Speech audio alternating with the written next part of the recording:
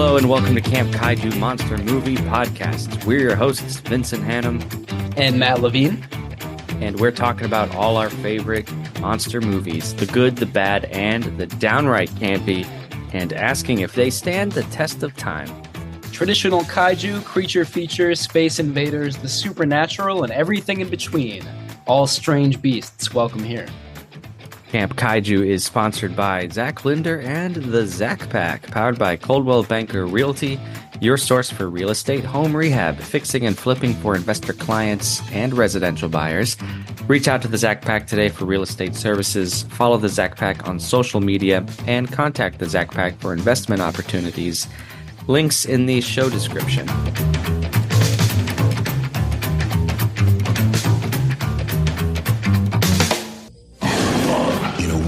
Where freedom is history. Where am I? What is this place? Get them out and get them clean! Brutality is law. Rise when your master enters. The powerful rule by fear. Next you'll be telling us these beasts have a soul. Is there a soul in there? It's disgusting the way we treat humans. How the hell did they get like this? What other way would they be? If they see you on the street, they kill you on sight. You stay here, you're already dead. Tribe, where are you from? United States Air Force. I'm going back, but... Some humans have escaped. Is there another way out of the city? I can show you the way. They travel with apes. Declare martial law. We underestimate this human. Who the hell are they? The story is spreading through the villages. They all want to see this human who defies the apes. Full division! Full battle ready! It's over. There's no help coming. You came. Sound the call to march! Get me the spaceman.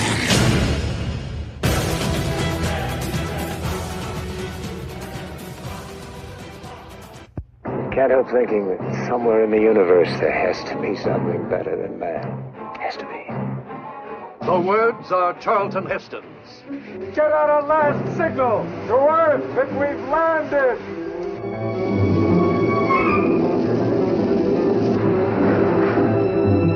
The world he finds out in the galaxy will challenge every idea you've ever had of civilization. A planet where man is the lowest order of living things, and the superior beings are apes. They build the cities, make the laws, the gods, and control the guns that hunt a race of lowly, terrified humans who run wild in the jungles, are caged in the prisons, and stuffed in the museums. 20th Century Fox transforms the motion picture screen into Planet of the Apes. Pierre Boulle's finest novel since Bridge on the River Kwai. A world gone insane. An upside-down civilization could not be real. Yet a world of madness and terror. Man has no understanding.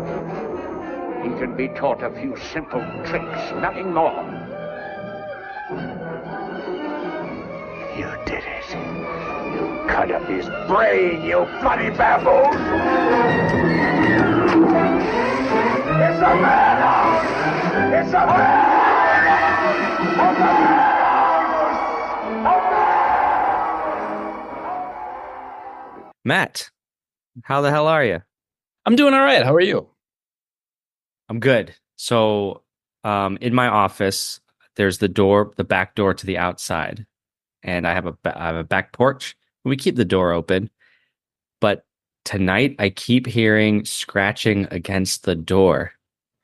Now, logically, I know it's probably a squirrel that's just in the porch, or maybe it's a fiend without a face. I don't know. Yeah, well, they have like a very distinct squelching noise, so I feel like if it was a fiend, you would probably know. That's true. I'm like you see this in a horror movie. I'm so tempted to just open the door to see what it is. But every horror movie has told me don't open the door.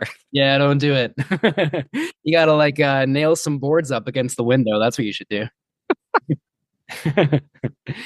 Just beware of flying brains. That's all I can say. Yeah, it's actually a little jarring, but I'll get used to it. Wow, weird. I mean, it's either a fiend or like a super intelligent ape, one of the two.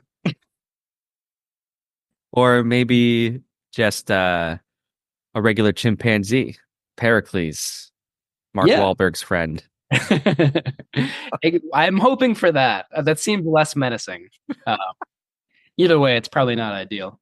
Yeah. Okay, so we got a fun episode tonight, everybody. We're going to talk about Planet of the Apes. This was my excuse to talk about the franchise as a whole, but we are going to focus on Tim Burton's 2001 reimagining. It's not exactly a remake. It's not exactly a reboot. It's kind of somewhere in between, for better or for worse. So I'm interested to talk about it, hear your thoughts, Matt, and anyone else who wants to share. Yeah, for sure. I have to admit, before watching, well, I had seen the Tim Burton Planet of the Apes before, but like this franchise is a huge blind spot for me. I have seen some of the original series on TV. I haven't seen any of the original movies in their entirety. And I tried watching Rise of the Planet of the Apes from 2011, I think. I'm like 75% of the way through that, but I wasn't able to finish it before this recording. So I'm still really like unintelligent when it comes to this franchise and maybe just in general, but particularly with this franchise. So I apologize for that. No, I think that's going to be a great perspective that you bring, right? So we can I have our opinions shaped by our familiarity with the franchise as a whole? Mm-hmm. I don't know. Before we get into that, we'll get into some nuts and bolts. Thanks for hanging out, friends. Please rate and review wherever you listen to Camp Kaiju. You can send us listener comments at campkaiju@gmail.com, our Facebook, our Instagram, YouTube, or if you'd like to be a featured voice on the show, leave a voicemail at 612-470-2612, telling us about your favorite monster movies and memories. Please check out our website, campkaijupodcast.com, for more reviews and special content. And a big Patreon shout out to Jason, Chris, Sean, our anonymous patron, and Peggy. All right, I have some things on here. Oh, okay. So for this month in monster movie history. Well, the one that I'll bring up is Chopping Mall, which I watched maybe a couple of years ago. I was certainly intrigued by the title. It's a great title, Chopping Mall with a C. And the movie lives up to that title. It's very stupid. It's very, and I mean that in kind of a complimentary way. Like it kind of knows it's dumb and it leans into that. It's like a late 80s, a lot of very memorable campy lines on that one. So yeah, Chopping Mall is great. Highly recommend that. Couldn't agree more. Chopping Mall has my heart. It's killer cyborgs. Some teens get stuck in a shopping mall overnight, and the new security guards happen to be robots. And of course, they short circuit and go on a killing spree. So it's pretty great tech horror. Yeah, for sure. Yeah, in like a distinctly late 80s way. There's a lot of like gratuitous sex and nudity with the teenage cast, or supposedly teenage. They were probably like in their early 30s. But yeah, it's a fun movie. Yep, and it's celebrating its 38th anniversary this month. Amazing. Yeah. I wanted to shout out Ed Wood, which was released in September 94. Another Tim Burton film, arguably one of his best. So I think that's just a great movie to shout out for this episode. Totally agree. I love Ed Wood. That probably is my favorite Tim Burton movie. I don't want to be a hater. I wouldn't say that Tim Burton is among my favorites, but like his early movies are generally pretty great. A lot of fun ones, like distinct style. But Ed Wood is probably my favorite. Honestly, up until the 2000s with Planet of the Apes, I really dig his style and his know-how of how to shoot one of these genre pictures. He knows the notes to play, and he has a nice sense of humor. But as we'll get into it, Planet of the Apes deviates from what his usual taste was up until that point. Yeah, for sure. Sleepy Hollow in the late 90s is certainly one of his last, or one of his, it's debatable. In my opinion, it's one of his last very strong, really great movies. I love Sleepy Hollow. But But yeah, we'll get into more of that later. I did just want to very briefly mention another movie that came out in 1977 in September, Eraserhead, which is my favorite David Lynch movie still, his first feature and still his best. I love a lot of David Lynch movies, of course, but one of the best debuts in American cinema history, I would say, Eraserhead. And see, that's a blind spot for me. It's a classic, right? It's a must see. I gotta watch it. It is very weird. I mean, of course, if you've seen a David Lynch movie, very surreal, very dreamlike, but still very moving. Like a lot of themes of just like fatherhood and the anxiety around that, which, you know, perhaps you could relate to. Okay. Yeah. Eraserhead, highly recommended. Awesome. Well, a couple of new and upcoming releases. I just got to say, getting into the Halloween season, Salem's Lot is being released on Max. Now, if you're not in the know, Salem's Lot was shot a few years ago. It's a new adaptation of the Stephen King novel, but it had been held on ice by Warner Brothers for years. And there was a lot of worry that Warner Brothers was never going to release this movie because they would have saved money as a tax write-off had they just kept it. Even Stephen King was like, where's this movie? Fortunately, for movie lovers, it is being released. So I think that's great. Why? Just like the ethics of like holding on to a movie for financial reasons and not sharing it with the world. Like so much hard work went into that. Why would you not share it? Yeah, absolutely. And even if like if the studio's worried it's going to lose money or maybe get negative reviews or whatever, like who cares? Some people are going to love it. Like everybody has different opinions. Just like let it out into the world and see what happens, Yeah. So yeah, I think that's a win for movie lovers. For sure. I never read the book. I'm excited for that though. Same. All right. Coming up on Camp Kaiju next time, we're going back to the 90s with The Relic. This was your pick, Matt. Yeah, I haven't seen it since it first came out, which I think was 96. So I would have been 12 years old. I remember loving it when I was that young. And then I've seen like bits and pieces on TV since then. And it looks really cool. Like it looks very entertaining, kind of scary at times in like sort of a predictable way. So yeah, it blast from the past from, 30 years ago or so. Excited to watch it. Nice. And then that'll be followed by 1941's The Wolfman from Universal Studios, starring Lon Chaney Jr. That's my pick. It's one of my beloved monster movies, and I haven't seen it in a while, so it was due for a rewatch. Yeah, it's a classic. And I've been loving the sort of like 1990s / early 2000s kick that we've been on, but it'll be good to go back to some like, actual horror film history. It'll be good. Yeah, we have featured a lot of movies, maybe from our youth. Yeah. I'm okay with that. Me too. But you're right. Like we can have some variety. Yeah, I think we're going for like a nostalgia aspect recently, but let's go even more into the nostalgia and deeper into the past. Yeah. They broke into the mall for the wildest all-night party of their lives. Get dead meat. But you're never alone. In the chopping mall. What's that? Robot blood.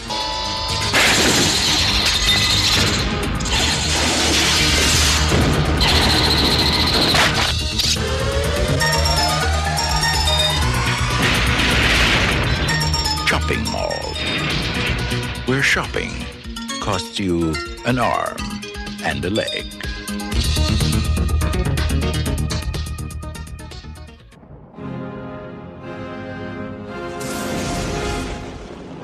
Tim Burton, director of Batman, Beetlejuice, and Edward Scissorhands, now takes you to a completely different world. The true story of a Hollywood legend, Ed Wood. And action! He made movies like no one else. Want to keep moving. You've got to get through that door. That was perfect. Perfect. Do you know anything about film production? Well, I like to think so. He had an eye for talent. I met Bela Lugosi. I thought he was dead. This is the most uncomfortable coffin I've ever been in. No, he's very much alive. You flying saucer? He had a passion for storytelling. Get me transvestites. I need transvestites. You're flashy. They want that. Okay. But they want professionalism, so nix on the Nelly without losing naivete. What kind of a movie is this? It's science fiction. A heartbreaking romance. Grave robbers from outer space. Grave robbers from what? And he had a secret he couldn't hide. I like to dress in women's clothing. Panties, sweaters, pumps. It's just something I do. You don't like sex with girls? No, I love sex with girls. Wearing their clothes makes me feel closer to them. How can you act so casual when you're dressed like that? All right, everybody, let's finish this picture. Touchstone Pictures presents Johnny Depp, Martin Landau, Sarah Jessica Parker, Patricia Arquette, and Bill Murray in the true story Give him a hand. Keep rolling. of an unforgettable filmmaker. We're making another movie. I got the Church of Beverly Hills to put up the cash. How do you get all your friends to get baptized just so you can make a monster movie? And his legacy that will live forever. How do you turn this on? Shake his legs around. Looks like he's killing me. This is the one. Put in! I command you! This is the one I'll be remembered for. Ed Wood, a Tim Burton film. Really? Worst film you ever saw? Well, my next one will be better. Hello? What's your personal history with Tim Burton's Planet of the Apes? Well, that's another one that I saw when it first came out. So I was like 17 at the time. And like I mentioned before, I had never seen the original Planet of the Apes series. So I was coming into the story pretty fresh. You know, I think when I first saw it, I thought it was fine. Like not great, not terrible. I was a little surprised by the very bad reviews or mostly bad reviews that I got when it first came out. I thought it was entertaining enough.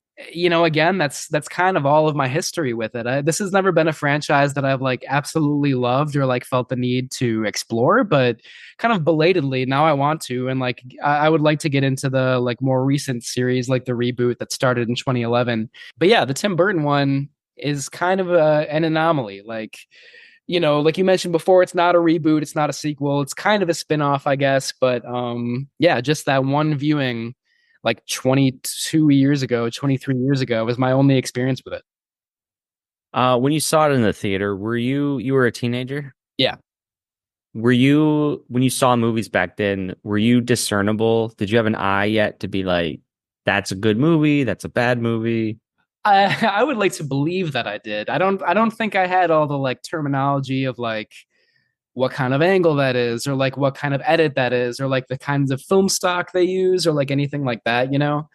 And I didn't know all that much about film history, but like I started loving movies in like middle school and seeing as much as I could. Like, you know, I was going through the AFI list of like the best 100 movies back in middle school. So I had seen like Citizen Kane and Mr. Smith Goes to Washington and classics like that. So I knew a little bit about film history, but like, you know, not enough to sound intelligent or whatever. So I think I kind of at that time just had like a gut feeling if a movie was good or bad, but I couldn't really put like an explanation behind that opinion, you know?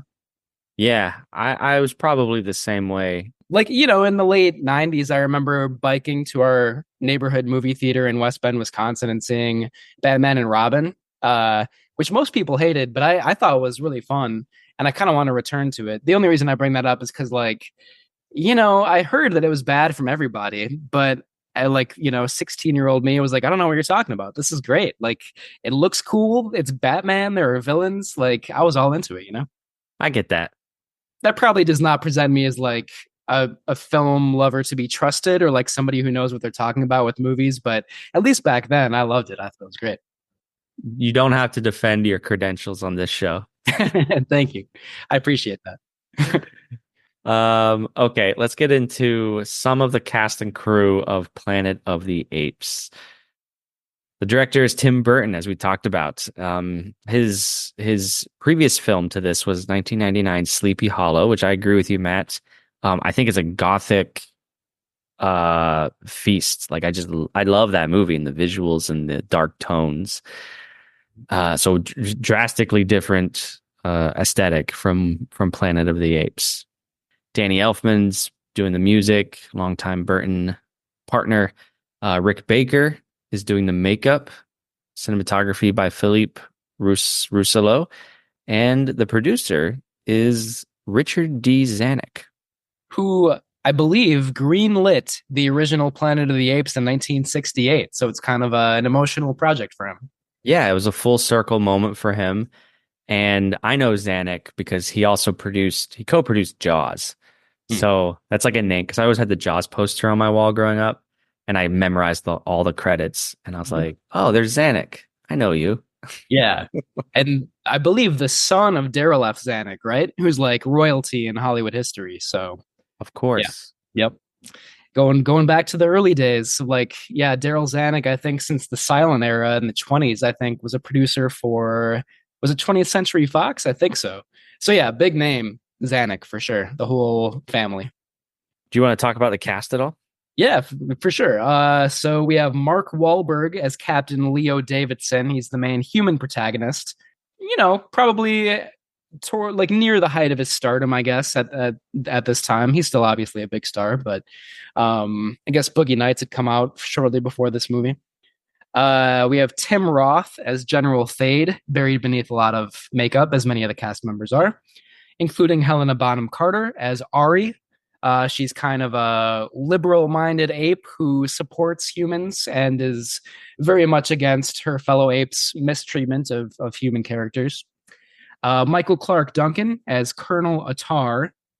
Paul Giamatti, a lot of fun in this movie, as Limbo, an orangutan who is kind of a slave trader of humans. Sorry, my cat is making a lot of noise. We have Chris Christopherson as Karubi, and Estella Warren as Karubi's daughter, Dana. Those last two characters are both human characters. Big ensemble cast here. Oh, I might add just real quick that Charlton Heston has a cameo in this movie as well as General Thade's father. Yes, that's right. And he did not want credit on this film. I don't know why. Maybe I don't know. I don't want to be mean to this film, but maybe Heston was like, I don't need to be associated with this any more than I already am. Yeah, especially in comparison with the 1968 original, which is a classic in its own right, certainly. But maybe to be fair, everyone wanted it to be a secret cameo. Because it is you don't even know it's him, really. I didn't know. He's old. He's buried in makeup, right? Unless somebody told me, I wouldn't have recognized him. I was kind of looking out for him. I knew that he had a cameo in this movie, and he has a line. There are a couple moments in this movie that obnoxiously call back to the original. And Charlton Heston has a line where he's like, damn them all to hell. And it's like, oh yeah, that's him. You can tell. I think you can tell from that line. But yeah. Yeah, I mean, like under the makeup, it's hard to know for sure. Mm-hmm. Oh, I didn't share my brief history with the film. Oh, yeah. Yeah, I remember seeing it when it came out. Maybe my family had rented it. My mom's a big Apes fan. And I remember the twist ending with, spoiler alert, the Lincoln Memorial. So I remember flashes like that. But I really sat down and watched it for the first time last year when I was on paternal leave. And I went through a number of the Apes films. And I'm a completionist. And I watched the first 5 of the original series. Blew me away with their social commentary and their real interpersonal dramas combined with action and sci-fi. I was like, oh, this is such a sweet spot. And then I got to Burton's film and I was like, okay, that was so different and lacking in so many ways. Again, I don't want to be mean to this film. I think it's just ripe for criticism. And the new series, I haven't gotten through all of them myself. Because they're, in my opinion, they're really heavy in a good way. Like they're still really dramatic and they're really long. And I kind of have to be in the right frame of mind.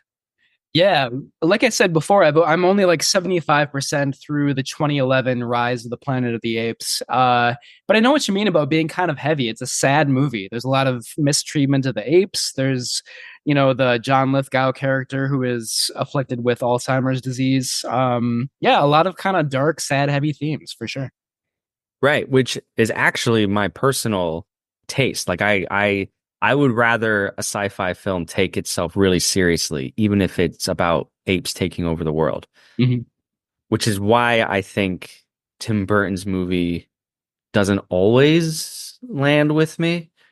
Maybe he's trying to like have his cake and eat it too, trying to be a little campy, trying to be a little funny, but also like you're not really digging into the themes that every other ape movie has leaned into. Yeah, it seems that way. Although, again, I'm not an expert on this series, but I get the impression that Tim Burton and some other people in the cast and crew were like, "It's Planet of the Apes. We got to do it. It's so fun. It's like a classic world or like environment or whatever, you know." But maybe they didn't really have a clear idea of like the new voice that they would bring to it, and I think also like the difficult and rushed production schedule severely hampered this film as well. Yeah, that's a good way to frame it too. Which we'll talk about soon. Yeah. Well, we can start talking about it now. What a segue. So like Vincent mentioned, the first Planet of the Apes series was 5 films that ran from 1968 to 73. The first one was based pretty loosely, as far as I know, on a novel by Pierre Boulet. Development on a new film started in the 1980s. In 1988, 20th Century Fox commissioned Adam Rifkin. They contacted Rifkin to write a movie independent of the first series. Rifkin said his idea was that the ape empire had reached its Roman era. A descendant of Charlton Heston's character named Duke would eventually lead a human slave revolt against the oppressive Romanesque apes led by General Izan. According to Rifkin, it would have been a real sword and sandal spectacular, monkey style. He admitted that Gladiator basically did the same thing without the ape costumes. It does not sound very good, so maybe it's for the best that project never totally got off the ground.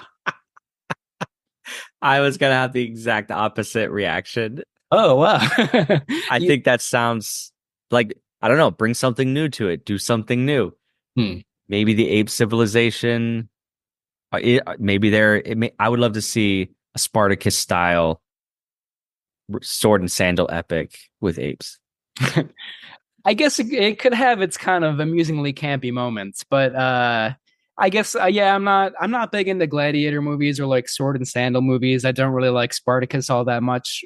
Gladiator is kind of fun at times, but I mean, having that kind of story in ape costumes could be fun, but I don't know how original it would be, you know. But then that movie never got off the ground anyway, so perhaps we'll never know.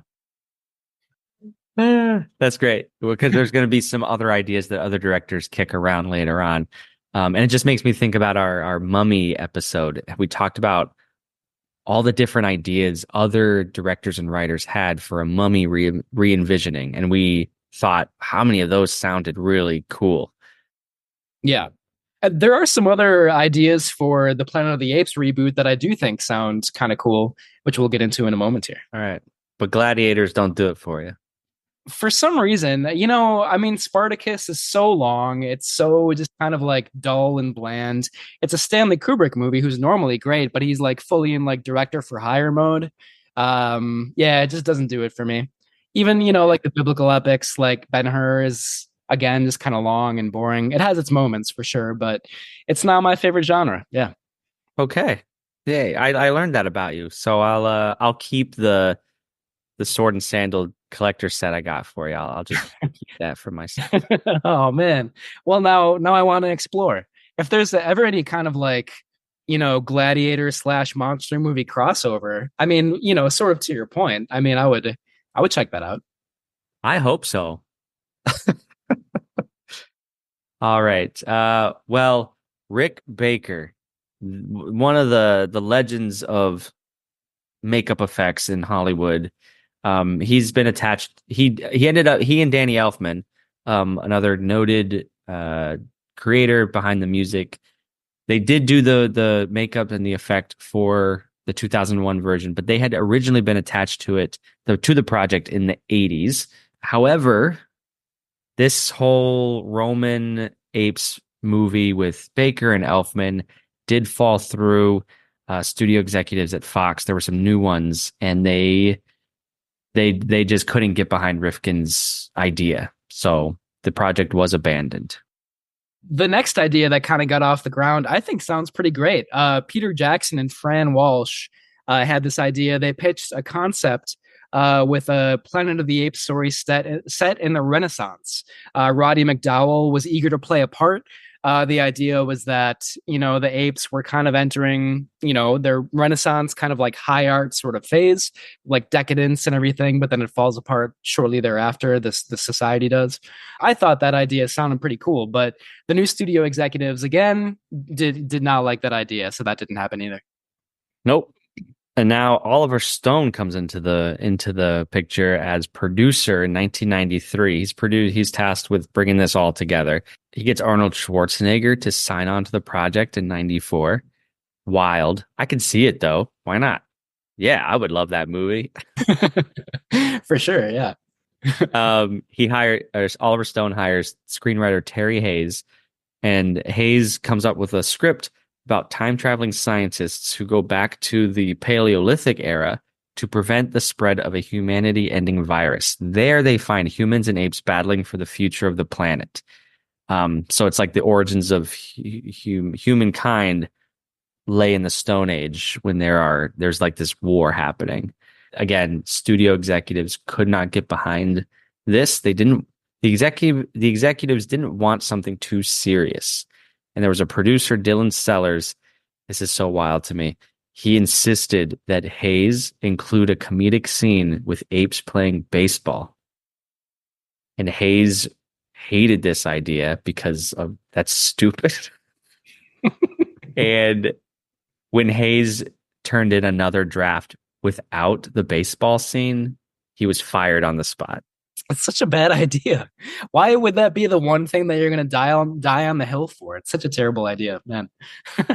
So again, we have this push and pull between the comedic nature or the campy nature of Planet of the Apes, but also like the serious movies that they are at heart. And Matt, you alluded to this. This was the frame that you put this in. It's like people wanted to make an Apes movie because they loved Planet of the Apes and like how fun it was without actually understanding the moral lessons at the heart of this franchise. Yeah. So that's why you get a dumb idea like, let's just put apes in a baseball field. Yeah. I mean, if it was like a whole movie about apes playing baseball, I actually prefer that idea to the like apes as gladiators concept, but probably both of them are not very strong. I'll admit that. So this kind of just kept on happening though. Like the project got bounced around to various big names throughout the 90s. James Cameron, Peter Jackson, again, they approached and he again declined. For this time he declined.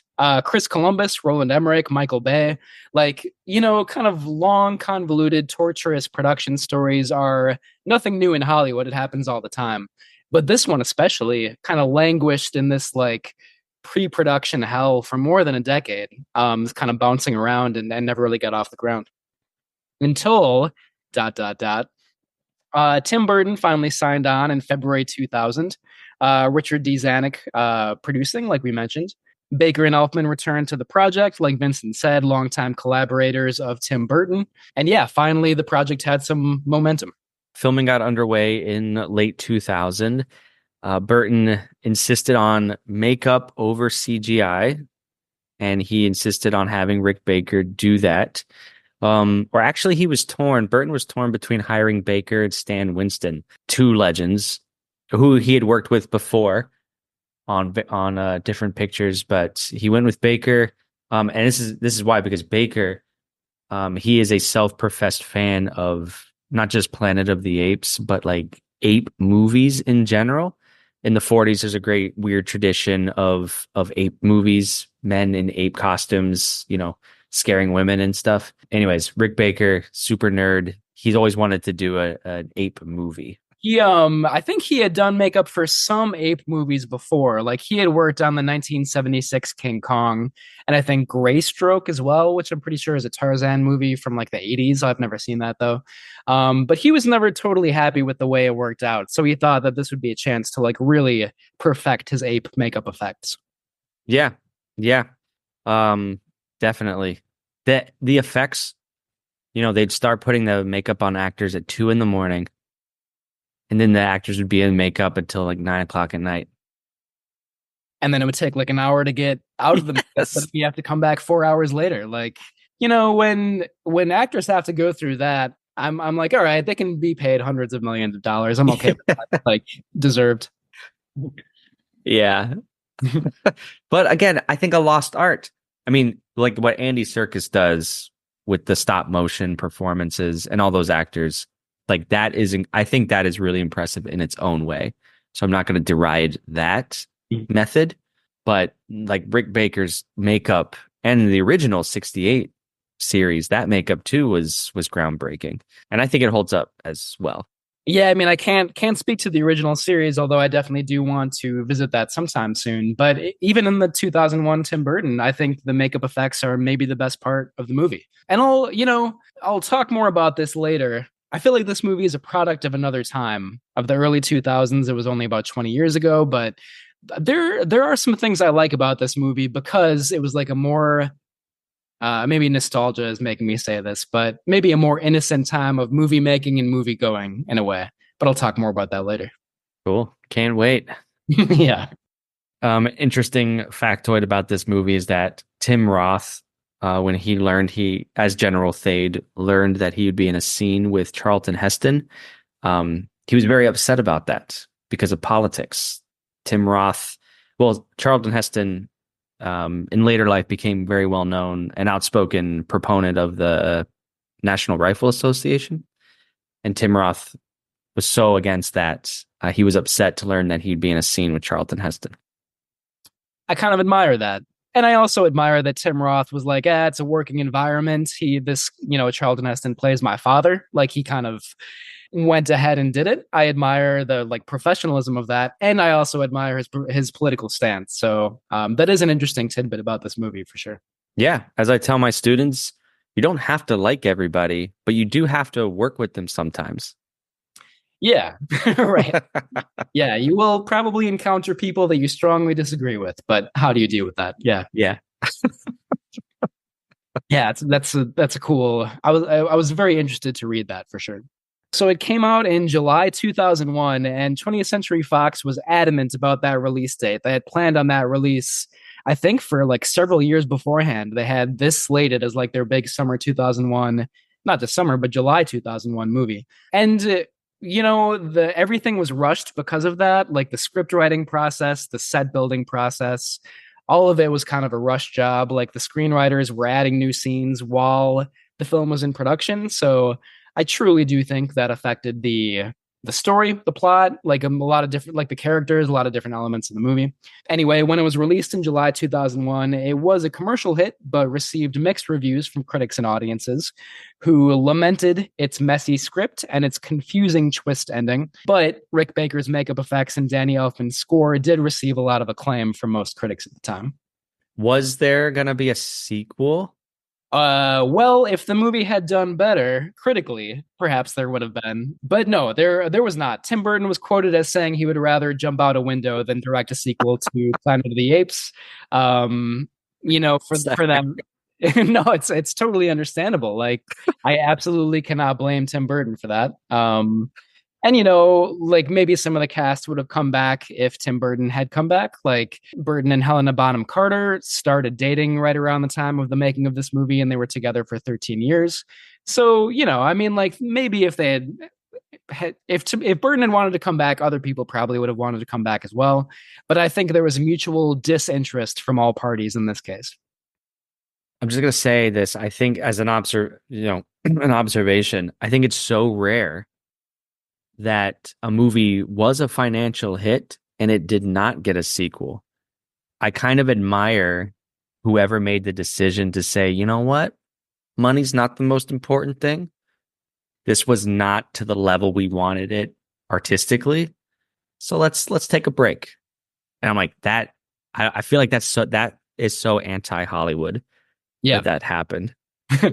Yeah, for sure. And then you have the reboot series that started in 2011, which seems very, very strong. Like, again, I have to watch most of those movies, but I think they did it the right way with that most recent series of movies.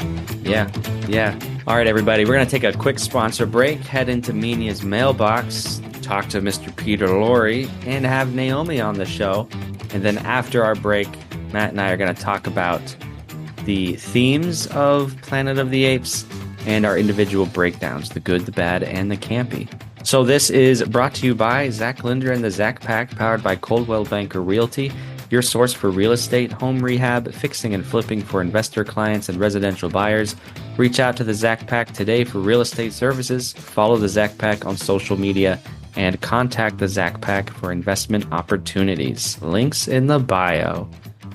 And Minya's Mailbox brought to you by Patreon. If you become a patron, then your comments are tops among many other perks. So consider checking it out.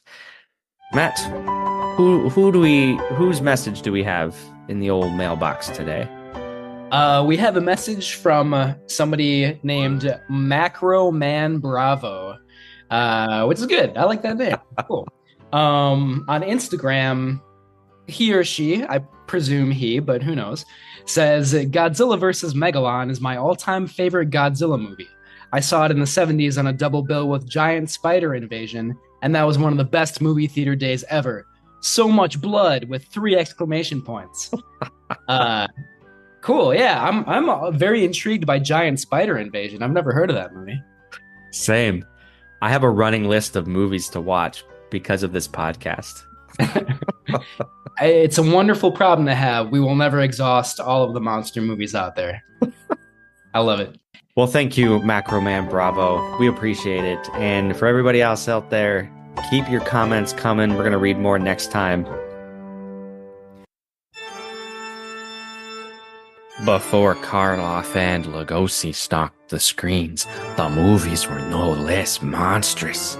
These frightful figures lurked in the expressionistic shadows and danced in the macabre moonlight. Oh, they laughed, they cried, they fooled the sensibilities of honest, decent folk.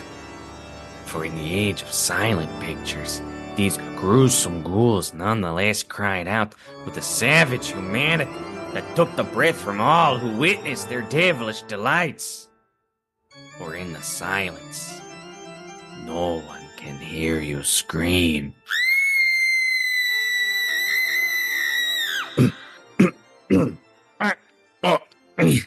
Yes, I am almost there. I'm climbing into a new beginning. From above there was a light, and down below I turned to look for an escape from this recording booth, and I'm climbing up into the light, into freedom, into oh no, what is this? This is a nightmare. It is the same recording booth in which I have been imprisoned these many months.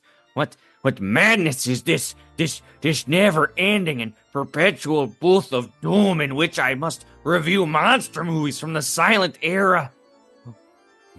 Is Conrad Veidt controlled by Dr. Caligari, so I, Peter Lorre, am controlled by Matthew and Vincent. For only by fulfilling my unholy obligations will they allow me to return peacefully to my grave.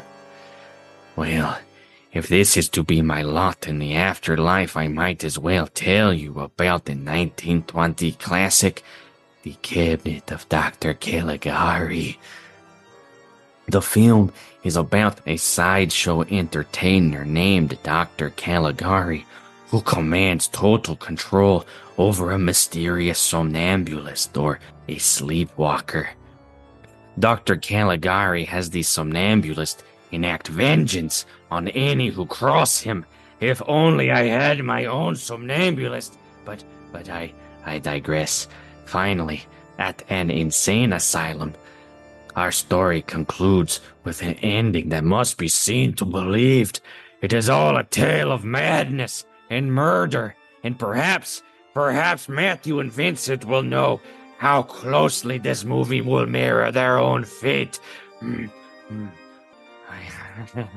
I apologize, ladies and gentlemen. It is sometimes my emotions get the better of me when I think too hard about what has happened to me since my death all those many years ago.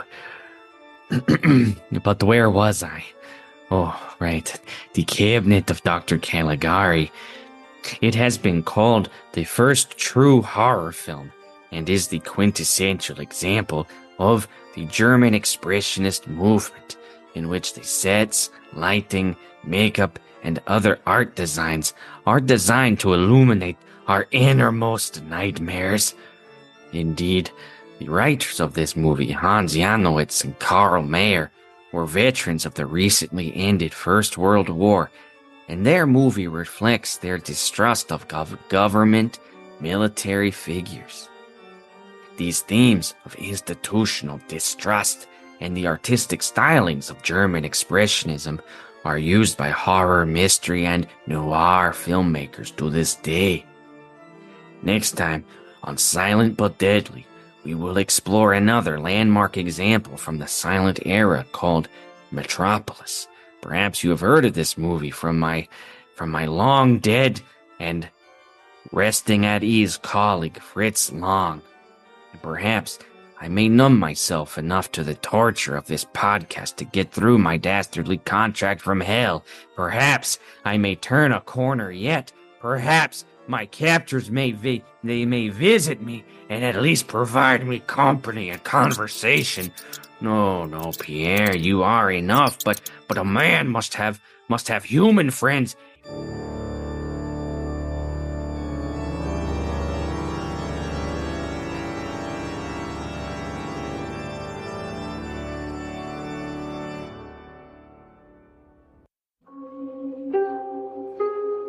In a small Wisconsin town, something was about to happen that would send shockwaves around the world. This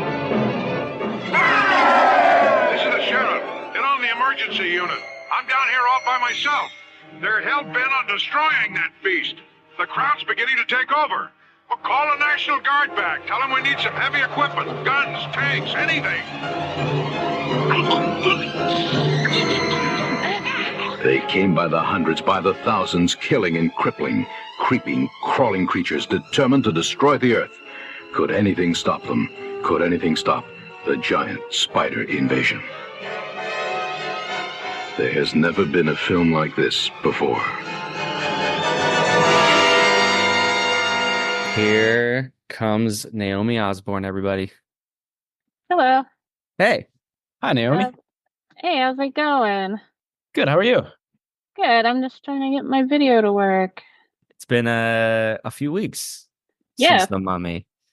It has been. I was excited to rewatch Planet of the Apes. I hadn't seen it since it came out. And it's just one of those hated movies that I just had to rewatch. And, I'm such a glasses half full type person that I was just curious to see if it deserved the hate. And I have to say that I think it does. I wasn't here for the rest of you guys' conversation, and I don't like to trash movies, but wow, I was really surprised that it was as bad as people say, because usually I'm just I don't know, people are really hard on reimaginings, remakes, but I don't know, this one did not do it for me. Were you somehow listening to the past hour of Matt and I's conversation? Because we said the exact same things. We don't want to be mean to this movie. We acknowledge what it does right, but there's a lot that it misses the mark on. Totally. I'm really glad that you guys have the attitude you do, because I know you're not needless haters at all. And so I just can't believe that it misses the mark in so many ways. And I almost wish I could have heard the rest of your conversation, because, I'm curious what you guys thought, what did it do right? It was so just weird and boring, but action packed. I just couldn't, I don't know. It was just wild stuff. It was really wild stuff. So much action, yet somehow boring. I think I hate using that word even, but honestly, this most recent rewatch for me was a bit of a slog. because I had just seen it last year and I was like, oh, do I really want to watch this again? I did this to myself because I chose it for Camp Kaiju. Mm-hmm. There are a few things I think are like mildly charming about the movie. Like, I just think it's kind of interesting that it came out. I'll talk about this maybe a little bit more in the episode, but like, it's only about 20 years old, but I feel like it came out in like a totally different era of like movie making and movie watching. Like, 2001, the year that this came out, was like a huge box office year. You had The Mummy Returns, Monsters Inc., Phantom Menace, although that was a couple years earlier, I guess. But like, studios were like rolling in money at this time, and like this movie did pretty well. This doesn't really have anything to do with the movie, but I kind of just, it's cool to think about an era when like people flocked to movie theaters, which they don't really do anymore. I think the nostalgia aspect for me makes me like it just a little bit. I like the use of makeup over CGI. I think Tim Roth gives like a good, terrifying performance, like underneath what must have been like 50 pounds of makeup, So there are some things I like, but generally I agree with you both that like there are more bad things than good things about this movie for sure. It's so funny that you mentioned the nostalgia aspect, because I was thinking like, I almost was wondering like, what did Tim Burton, how did nostalgia play into his reimagining of this film? Because if you look at something like Dark Shadows, which was obviously also probably rooted in nostalgia and kind of him wanting to explore that, I just wonder like, how much did nostalgia play a role in shaping this? We'll never know for sure, but for both Burton and the audience, and like, where did it go wrong?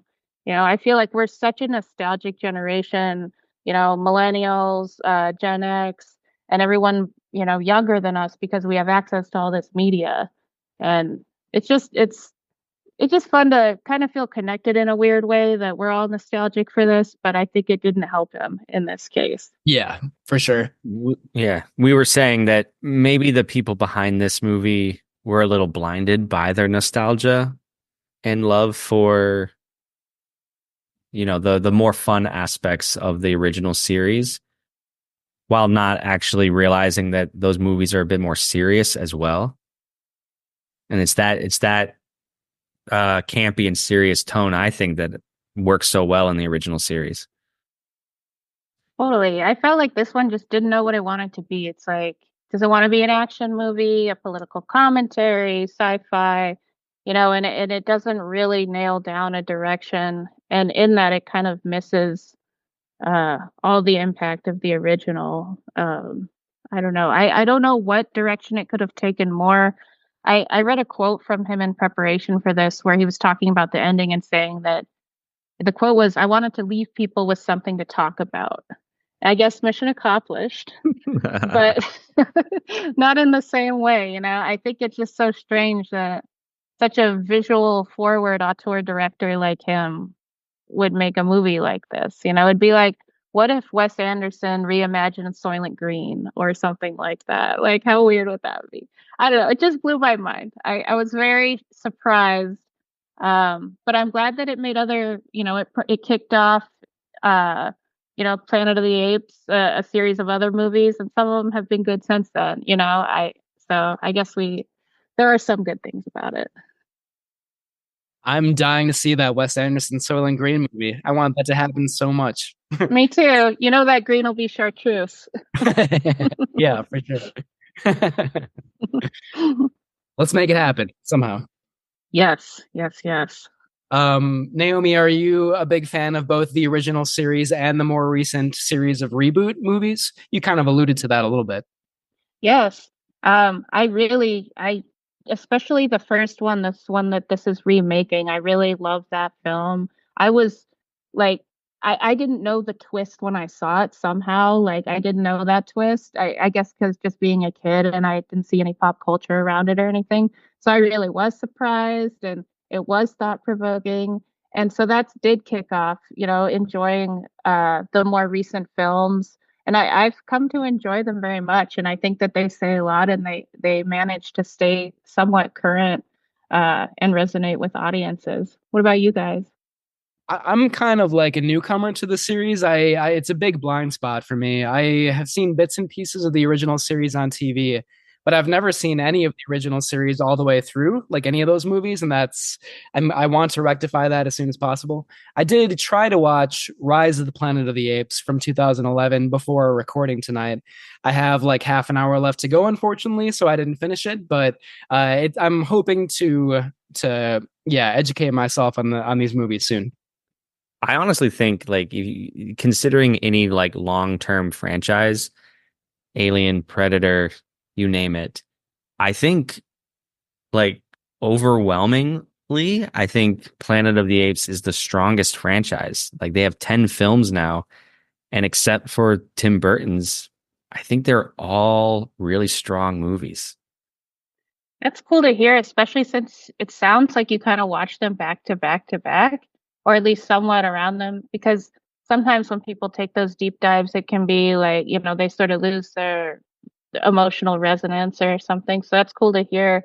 I'd like to do a full on deep dive. I watched them as they've come out and enjoyed them on all levels, from more of a blockbuster level into a more thought provoking level. But yeah, that's cool. I never thought about that. That's quite a claim. Just consistency wise, it is a lot of films. Yeah. And they were pumping them out in the 60s and 70s. Like, there was a new one every year. And despite varying budget levels that you can see on the screen, again, everyone's so invested to just tell a good story. And it's one overarching story, largely between the first and the fifth. And I love that consistency. We have a through line. We're following the same characters. We're watching them grow. It's great. Have you read the book, perchance? No. Nor have I. I'm very curious about that. What kind of adaptation is that? I'm very interested. Because in this one, they even call it out very, very boldly, adapted from this book. And I just wonder if it's closer to that in any way, or if I just wonder, I wonder. Yeah, I do too. And I love that it's the same novelist who wrote Bridge on the River Kwai. Oh, I didn't know that. That's cool. Yep. Me either. Wow. A great movie. It's a classic. At least so the apes come in the last scene and you're like, where did this come from, Where they blow up the bridge, right? Yeah, exactly. Yeah, time travel or something, or what? I don't know. Hey, did you guys catch Beetlejuice 2? Not yet. I was just wondering. I saw it already. Yeah. I don't want to say anything because I want you guys to go in fresh and have your own opinions about it. But okay. I caught it. It was fun. Speaking of long-term, franchise, like, it's hard to remember a movie that has longer distance between that and the sequel. I can't even really think of one beyond. So, yeah. The original is great. I'm excited to watch the new one, hopefully soon. Yeah. I was cautiously optimistic, as always. And I gotta say, it was better than I thought it would be. But I'm curious to hear what you guys think of it. Did you see the new Alien movie? Yes, I did. I did see that. I enjoyed it. I'm not a big Alien nut, so I feel like a lot of the lore and the Easter eggs were somewhat lost on me. But I did enjoy it. I thought it was cool and interesting and beautiful and gross and all the cool stuff. But since I'm not a fanatical Alien person, I feel like a lot of it was lost on me, or just not. I didn't enjoy it to the level that a lot of other people did. How about you? Yeah, I'm a huge fan of the Alien series, actually. Even the bad ones like Prometheus and like Alien Resurrection, I kind of enjoy. I didn't love Romulus all that much. For me, I felt like there was maybe a little bit too much like fan service, like fan call and stuff, and maybe not enough kind of like reinvention, or maybe like we're talking about with Planet of the Apes, like a distinct vision that they brought to it, But it's still like really entertaining. It has its very suspenseful moments. So it's not my favorite of the series, but it was still a fun watch. Oh, you're the first fan I've heard say something like that. That's interesting. The only thing that really bothered me was kind of the youth aspect. The cast was so youthful. I don't know. Just me in my late 30s. I was like, is this for me? I don't know. Yeah, not very interesting. Like, the movie spends so much time on just like several of those characters being like anti cyborg or whatever, like anti-android. And it's like we get it. I don't know if the movie really needs to spend as much time on that as they do, but yeah, that was kind of an obstacle for me too. Yeah. Okay. Well, good. It's not just me. Well, should we get into some trivia? Are you ready to play the trivia that challenged the world? So here's the question. Planet of the Apes was nominated for 3 Razzie Awards, which highlight the worst in cinema. The film won 2, Worst Remake or Sequel, and Worst Supporting Actor, awarded to which member of the supporting cast? Now I'll read that again. Planet of the Apes was nominated for 3 Razzie Awards, which highlight the worst in cinema. The film won 2, Worst Remake or Sequel, and Worst Supporting Actor, awarded to which member of the supporting cast? That's a good question. That is. I don't know the answer to that. It could be anybody. Yeah, and I think, some of the acting is actually a bright spot in this film. So this could be, a little bit of a stumper for some people. So I'll be interested to see what people say. Yeah. And just a reminder for those listening, you can submit your answer. You can comment on your favorite podcatcher. You can comment on our Instagram. You can send us an email. The links to those are in the show description, and that will enter you into a drawing. And if you are chosen, you can win something from our Threadless store. It could be a t-shirt. It could be a sticker. It could be a tote bag. Who knows?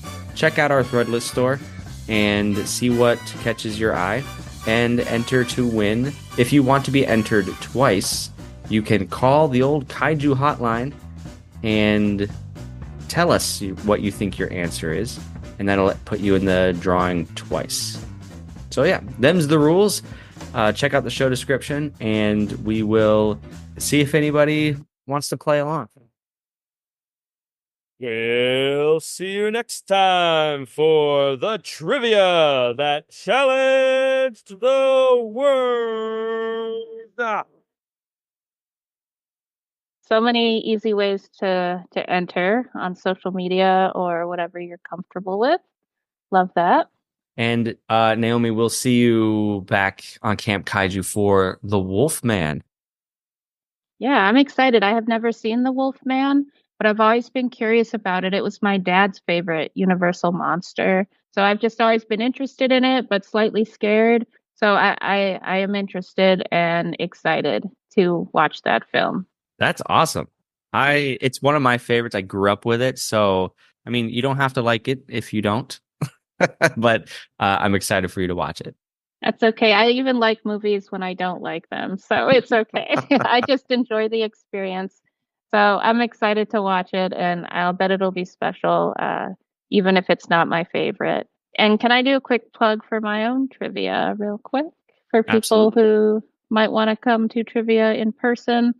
The next couple trivia nights, I don't know when this will air, but the next one will be Monday, October the 7th. It'll be a horror-themed trivia, so all horror. I'm going to have a guest co-host. His name is Andy Sell. He's a local horror buff and podcaster. He's going to be great. He'll be writing half of the questions, which is going to be the format I do going forward. I want to share different perspectives and different tastes at my movie trivia film friends. And in November, Monday the 4th, we will be meeting at 7:30 at Indeed Brewery for a general trivia. There'll be no theme to it. So I'm looking forward to that. And I hope people come out. If they do, please come say hello. We're going to have questions from all kinds of movies, all different difficulty levels. We're sponsored by the Trylon Theater, the Heights Theater, and it's a really good time. Hope people come out.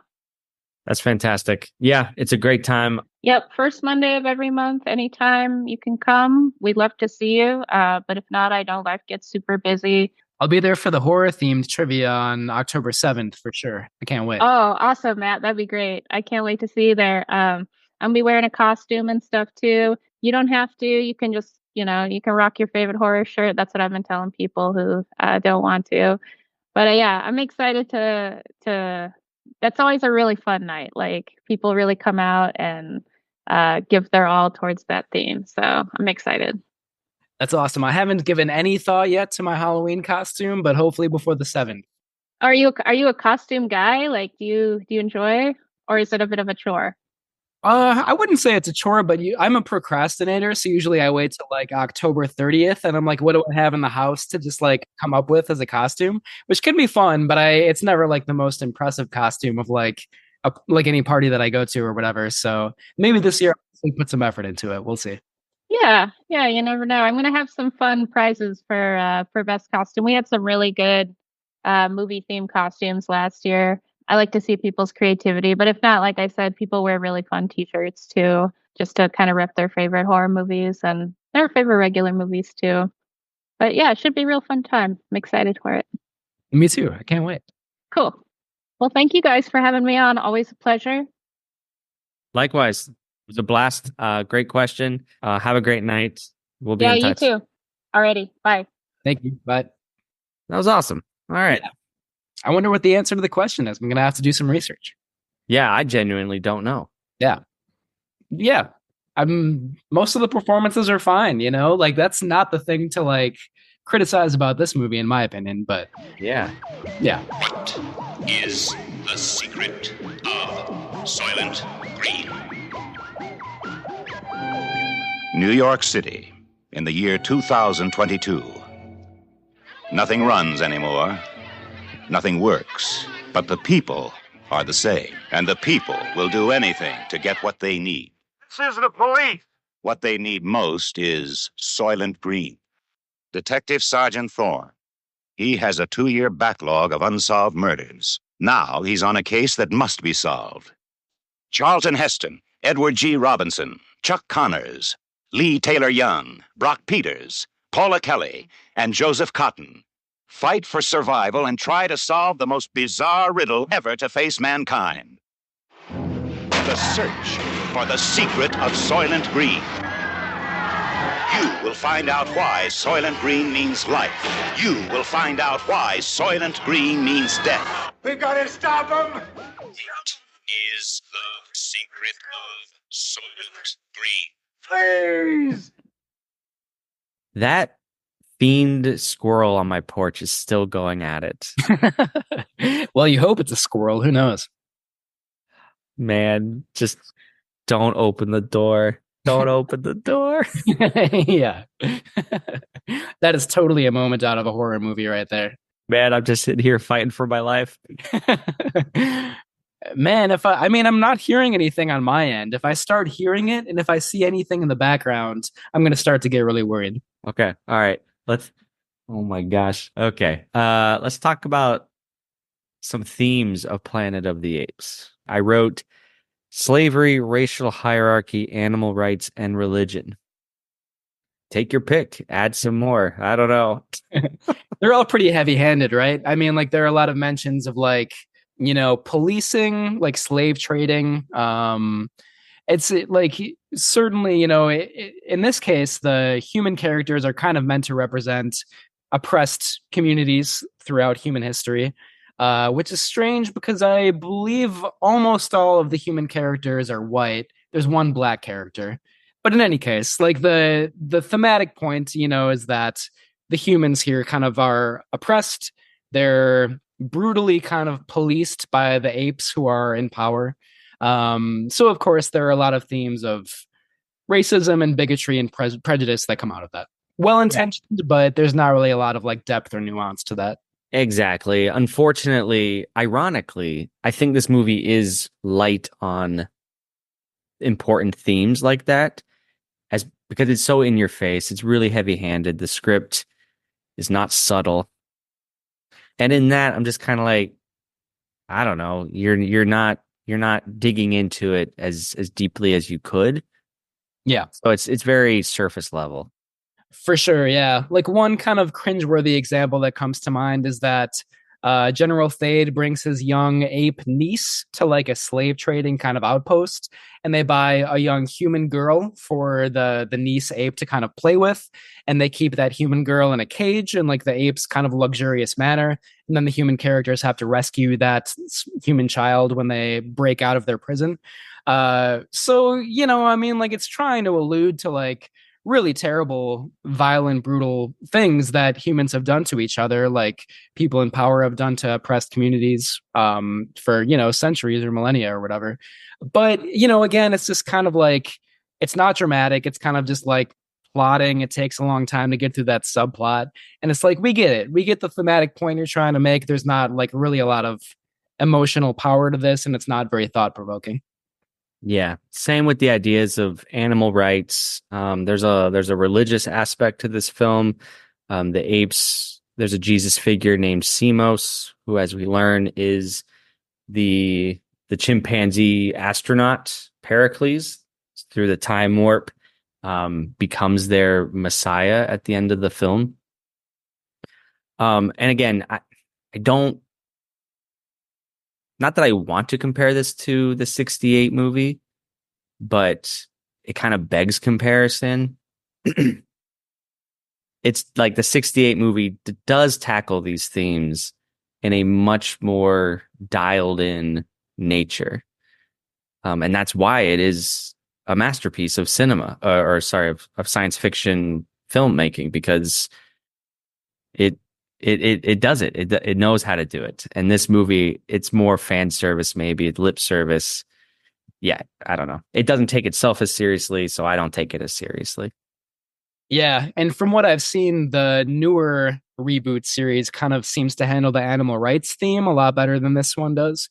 So, I mean, between the original series and the more recent one, they like both series tackle these subjects better and more in a more complicated way than Tim Burton's film does. Yeah. It really does get lost in the shuffle.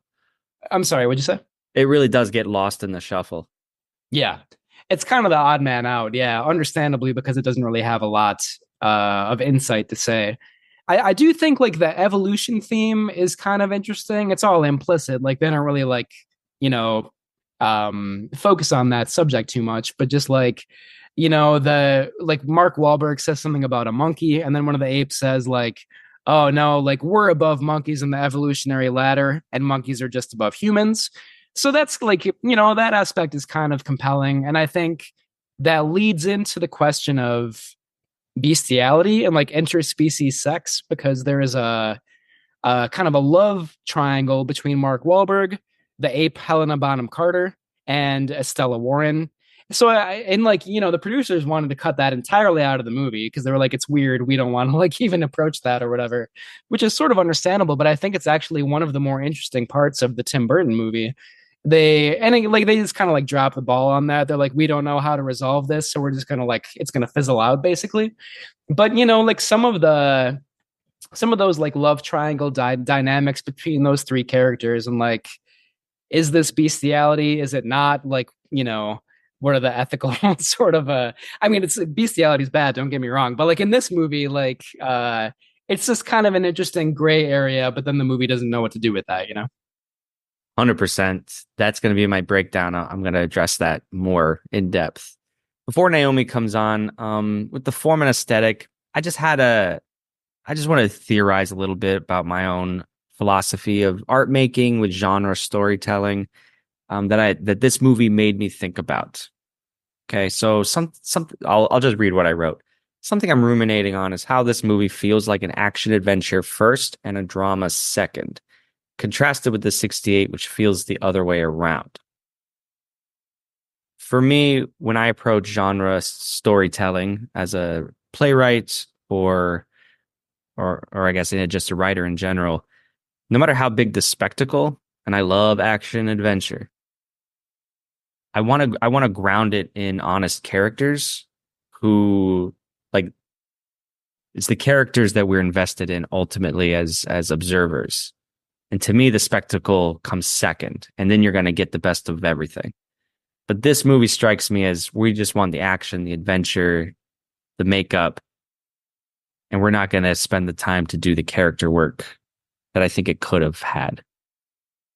Yeah, I totally agree with that. It's an interesting question about genre storytelling and how you balance all those different aspects of making a genre movie or telling a genre story.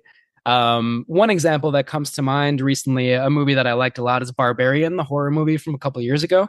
Horror is my genre. That's my favorite genre, maybe a little bit more than science fiction. And I think Barbarian does a fantastic job of telling a story with characters that we are invested in, like especially the first half an hour. We can't wait to see what happens because we're so invested in them. And at the same time, the movie tackles themes about gender dynamics, kind of urban sprawl, Rust Belt cities like Detroit, where Barbarian is set. And it's genuinely scary. Like, that is a great piece of genre filmmaking, I think, because it balances all those different things very well, to your point, Vincent. And yeah, you're right. Like, Planet of the Apes does not really know how to do that. Maybe it didn't really have like the time or the interest to like really go deep into all these like themes and characters and everything. But everything feels kind of flat. Like, they don't really focus on boosting all those elements. So it just kind of falls flat. Yeah. Well, in the next 10 minutes here, let's get into our breakdowns. Yeah, for sure. I kind of foolishly brought a lot of this up when we were talking to Naomi, but I do feel like it's kind of like a product of another era of movie making. Like, and I fully recognize a lot of this is just nostalgia. I was like a perfect age in 2001, like junior in high school. But I do love that Tim Burton's Planet of the Apes favors makeup over CGI. Rick Baker's makeup effects are very, very strong. I think later in his career, Burton has a tendency to kind of just like rely on CGI like 98% of the time, and usually it doesn't look all that good. Like Charlie and the Chocolate Factory and Alice in Wonderland and movies like that. Just look, they're like watching a screensaver. It's so uninteresting. So I love the practical effect approach to Planet of the Apes. I do think some of the performances are pretty strong. I like Helena Bonham Carter in this movie. I think Tim Roth is a very, very good villain. And it kind of just has like an innocence that I kind of like. I mean, we talked about that when we had the episode about the Mummy a while back. I think it's, it's both a good and a bad thing, of course. Like, if this movie was a little bit more serious, complex, interesting, it had like a more distinct vision, that obviously would be preferable. But it's kind of just like an action adventure movie where Mark Wahlberg is like running around on an ape planet. And I'm never going to totally hate a movie where that's like the main storyline, Okay, that's a good point. Had this movie just been called something else, we might feel very differently about it. Yeah. It reminds me, I didn't actually see this movie, but I think you saw it, that Adam Driver movie where he's like on a different planet, like or maybe he goes back in time and he's like killing dinosaurs, right? Yeah, 65. Yeah. But see, they didn't call it like Jurassic Park or Jurassic World. No, it was just its own thing. So that's an interesting theory there. I like that. Yeah. That's all I got for the good stuff. I have even less. That's the performances. I think Paul Giamatti steals the show. Great character actor, just chewing the scenery, but also like he's making sense of some really tough dialogue, some really corny jokes. He somehow pulls them off barely. Like there's a line when he says, "Can't we all just get along?" It's so dumb. But he knows it's a dumb line as the actor, so he just kind of gives it his all. He said that W.C. Fields was a big inspiration for his performance in this movie, which is fascinating. You can kind of see it, I think. Yeah. He also has another that this is campy, so I'll hold off. But I think Michael Clark Duncan gives a really good performance. And the actor, I forget the actor's name. He plays the gorilla who's sort of the foil to Michael Clark Duncan. He's like an older guerrilla general who's now retired. Anyways, that actor I think gives a really heartfelt performance. It's like a really sincere performance. So that was really good. Yeah, I think the performances, at least the supporting cast, are good.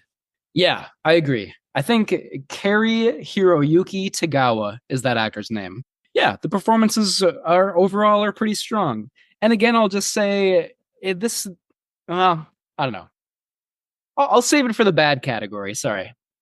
Okay. Well, we could segue. Yeah, sure. I mean, like, sorry. What I was gonna say is that I feel like this movie is like a weird fulcrum in Tim Burton's career. Like everything up to this, most things up to this are pretty good, pretty strong. He has like a clear vision, a lot of like whimsy, a lot of dark humor, stuff like that. I think really his career takes a downturn after or maybe starting with Planet of the Apes. I'm not a big Fish fan. I said that weird. I don't love the movie Big Fish. That was his next movie after Planet of the Apes. And then, again, he makes a lot of kind of like blockbuster CGI heavy. He kind of like turns himself into a brand. I think he's kind of sold out a little bit. So I just think this movie came out at like an interesting time in his career. Like, is it the first bad movie of like the latter part of his career? Is it like leaning in that direction, but like not terrible on its own? I don't know. Anyway, I'm getting off topic. There's a lot of bad stuff to this movie for sure. It doesn't really know what it's trying to say. It doesn't have a clear, distinct vision of its own. The characters are pretty thin.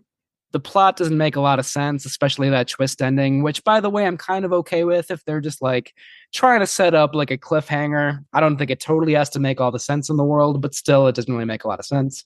Yeah, there's a lot of bad stuff about this movie for sure. The twist ending, I don't really. Again, I don't think it makes sense with the story, but I also by the end just didn't care. Yeah, I was like, okay, well, hey, at least this is the one visually interesting thing, set piece of the movie. Yes, great. Yeah, and like even like when all the cops drive up and like they're all apes, of course, but they're like wearing police uniforms. That's pretty fun. It's a cool ending. Yeah. Now, if only they'd been playing baseball. I know, yeah. At least that's not the ending they use. Maybe, who knows? Maybe that would have been better. I don't know. Well, there was at one point an ending talked about where he would crash land at the end in Yankee Stadium, and there would be a baseball game of apes happening. Why? Why is that such a thing that the executives wanted? Yeah, I feel like it was just one producer who like fixated on that idea, and he was like, "You guys are gonna love it. Like, this is the one thing we have to have." And even fired the writer because he didn't include it. That's so ridiculous. I love that, man. That's stupid. Okay, all right. I'll pick one bad thing just for the sake of time here. Well, I don't love. Okay. One bad thing. This love triangle between Estella Warren, Mark Wahlberg, and Helena Bonham Carter. It's fine as like an idea to play, but it's not acted well. It's not convincingly sold. So Estella Warren plays Dana. I think that's her name. It doesn't matter. She is like making eyes at Mark Wahlberg this whole time. So like visually, the camera's telling us she is in love with Mark Wahlberg. Mark Wahlberg doesn't give a rip about her at all. Nope. And he doesn't even like he doesn't fall in love with Arya or Helena Bonham Carter. Like he is a non-sexual person in this movie. And Helena Bonham Carter does not, like, she might find him cute or whatever, but like there's no love there, really. It's just Dana pining over Mark Wahlberg and like being rude and catty to Helena Bonham Carter. It's just like this cat fight energy that I hated. I was like, what is this? This is such middle school energy. And then the payoff is zilch, and it's just why did we waste our time with that romance that went nowhere? Interesting. We slightly disagree on this. I mean, you're right about most of it. Like the characters are too thin to like make any of those relationships interesting or compelling at all. The story just like abandons it. Mark Wahlberg's character only wants to get off the planet. That's like his only motivation throughout this entire movie.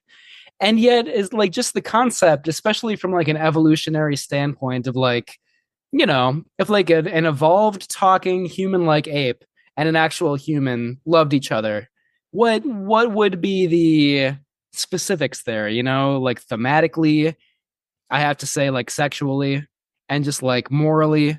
There are a lot of questions that begin to be posed that the movie then is just like too cowardly to be like, oh, never mind, we're not gonna like deal with this at all. So yeah, it's a flaw. It's a bad part of the movie, and yet it's one of the few interesting things about it. If you kind of pick up what the movie is kind of like throwing at you, then it could be an interesting thing to think about. But the movie doesn't do that work itself, you know? Yeah, well said. Yeah, I have a perverse mind. Humans and apes. It gets me. Yeah, I'm picking up what you're throwing down. What are some campy things? Well, you know, I guess like the example that I'll bring up, like, you know, Leo, the Mark Wahlberg character, becomes like this messiah, and all the human characters like flock to this kind of desert outpost where he's just trying to get off the planet. Again, he doesn't care about them at all. But like, there are some pretty campy, cheesy, ridiculous shots of like, you know, all these human characters who are like gazing at him in awe as if he's going to be their savior. And that's just like such a cliche from like so many, you know, science fiction, fantasy movies. I mean, Dune comes to mind right away. And it's, I don't know, it's pretty ridiculous in this movie because like Mark Wahlberg's character is like not even a character. There's no depth or substance to him. So that's the example that I'll come up with. It's like at the moment I saw that, I was like, oh, this is such a cliche, man. My campy is also a cliche and involves Mark Wahlberg.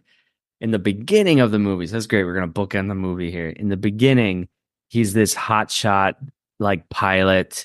You know, he's a loose cannon. He's giving his higher up a lot of guff. He's like, "Let me do the mission. Let me do my job.